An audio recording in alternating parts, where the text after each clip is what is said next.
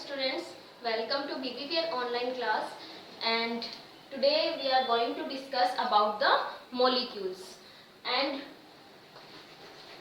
you all know what is a molecule. Molecule क्या होते हैं? Molecules are formed by the atoms. Molecules किससे मिलकर बनते हैं? एटम्स से। एटम्स के बारे में हमने पहले डिस्कस कर चुके हैं कि किस तरीके एटॉमिक स्ट्रक्चर क्या होती है, उसके जो पार्टिकल्स होते हैं जिनसे वो मिलके बना होता है, कंस्टिट्यूएंट पार्टिकल्स, वो कौन कौन से होते हैं। यहाँ पर हम बात करेंगे मॉलिक्यूल्स के बारे में। और मॉलिक्यूल्स क्या होते हैं? These are formed by atoms. ये किससे मिलकर बने होते हैं? एटम्स से मिलकर बने होते हैं। तो हम इसको किस तरीके से डिफाइन कर सकते हैं? Molecule it is formed by two और मोर देन टू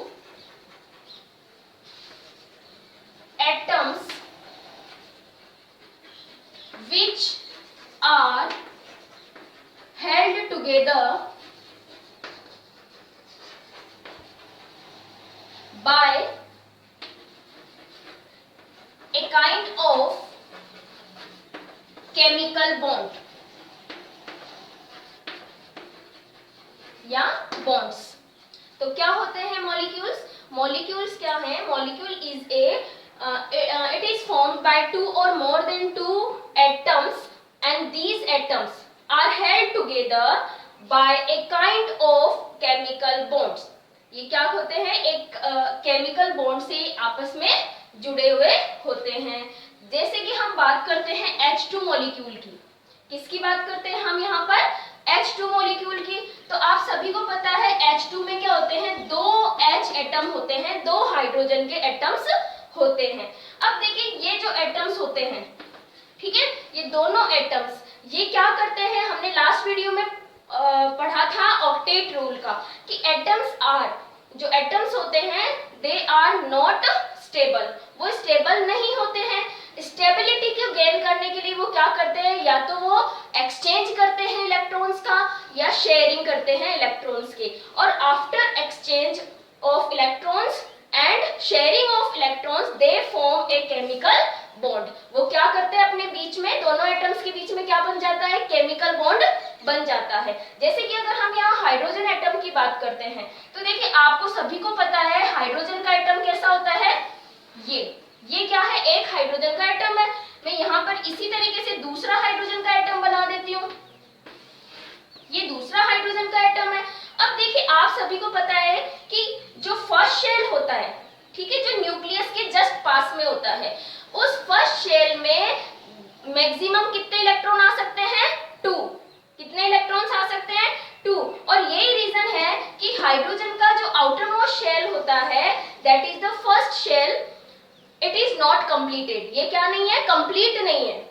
और ये कंप्लीट होने के लिए यहाँ पर इसको फिल करने के लिए यहाँ पर एक एक इलेक्ट्रॉन की जरूरत होती है। इस हाइड्रोजन को भी एक इलेक्ट्रॉन की जरूरत है और इस हाइड्रोजन को भी एक इलेक्ट्रॉन की जरूरत है। तो जैसे ये दोनों एटम्स एक दूसरे के पास में आते हैं तो ये क्या करते हैं? 1-1 इलेक्ट्रॉन की शेयरिंग कर लेते हैं। तो ये दोनों इलेक्ट्रॉन्स जो हमें आउटर मोस्ट शेल में दिखाई दे रहे हैं, तो ये क्या करता है? ये हाइड्रोजन भी अपना एक इलेक्ट्रॉन और ये हाइड्रोजन भी अपना एक इलेक्ट्रॉन शेयरिंग के लिए दे देते हैं, ठीक है। और शेयरिंग के बाद क्या होता है? दोनों इलेक्ट्रॉन्स पर इसका यानी इस हाइड्रोजन एटम का और इस हाइड्रोजन एटम का इक्वली क्या होता है?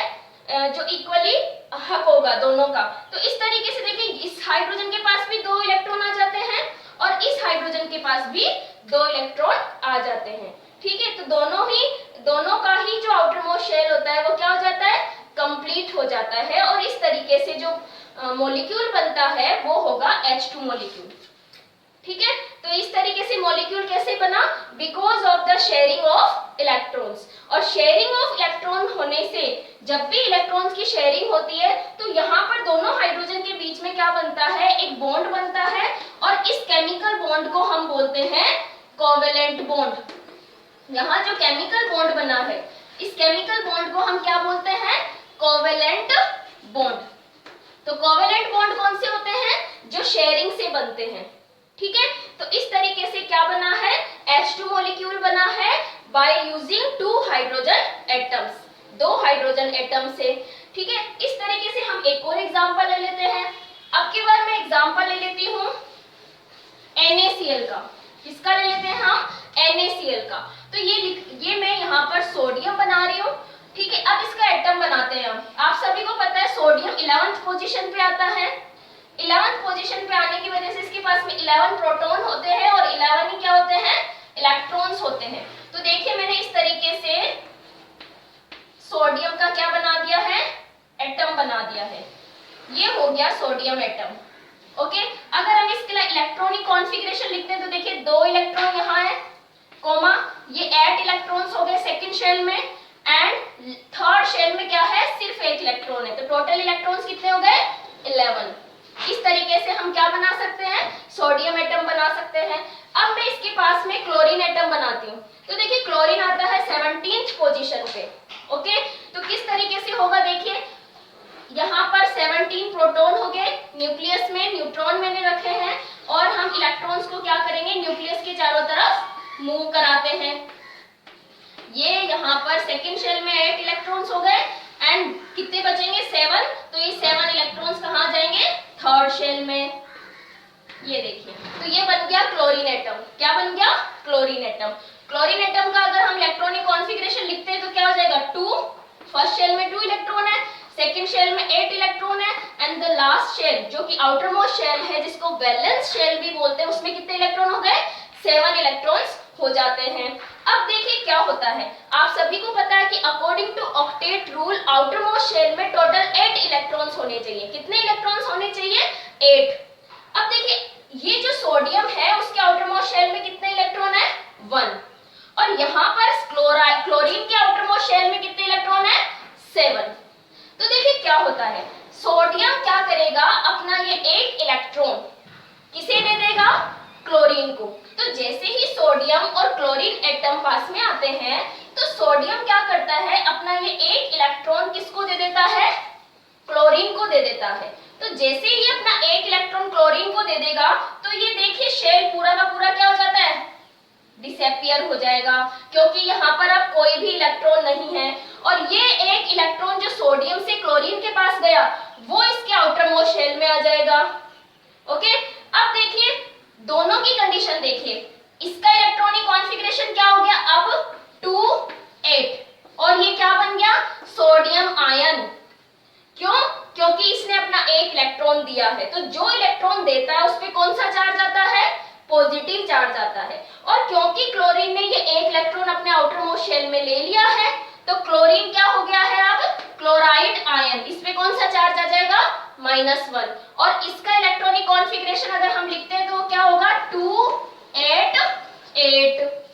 अब देखिए इसके भी आउटर मोस्ट शेल में 8 इलेक्ट्रॉन कंप्लीट हो गए और इसके भी आउटर मोस्ट शेल में 8 इलेक्ट्रॉन कंप्लीट हो जाते हैं। तो जैसे ही Na+ बनता है, Cl- बनता है, तो Na+ क्योंकि पॉजिटिवली चार्ज है एंड Cl- नेगेटिवली चार्ज है, तो इनके बीच में इलेक्ट्रोस्टैटिक अट्रैक्शन फोर्स डेवलप होता है। क्या होता है, इलेक्ट्रोस्टैटिक अट्रैक्शन फोर्स।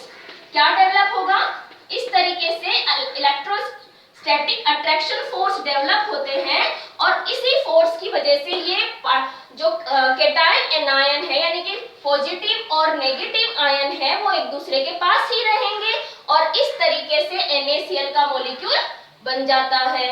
तो किस तरीके से बनते हैं, केमिकल बॉन्डिंग किस तरीके से होती है और मॉलिक्यूल कैसे बनते हैं, ये हमने आज पढ़ा है। तो दोबारा से सुन लीजिए कि जब भी केमिकल बॉन्ड बनते हैं 2 एटम्स के बीच में, तो आफ्टर केमिकल बॉन्ड क्या बनते हैं, मॉलिक्यूल्स। और केमिकल बॉन्ड कौन कौन से होते हैं, एक तो होते हैं आयनिक, जिसमें आयंस बनते हैं, इलेक्ट्रॉनों का एक्सचेंज होता है, और एक बनता है कोवेलेंट। जब हमने H2 के बारे में पढ़ा था वहां पे इलेक्ट्रॉन्स की शेयरिंग होती है। तो इस तरीके से क्या बनते हैं, मॉलिक्यूल्स। ठीक है, तो कुछ नए एग्जांपल्स हम लेंगे अपने नेक्स्ट वीडियो में।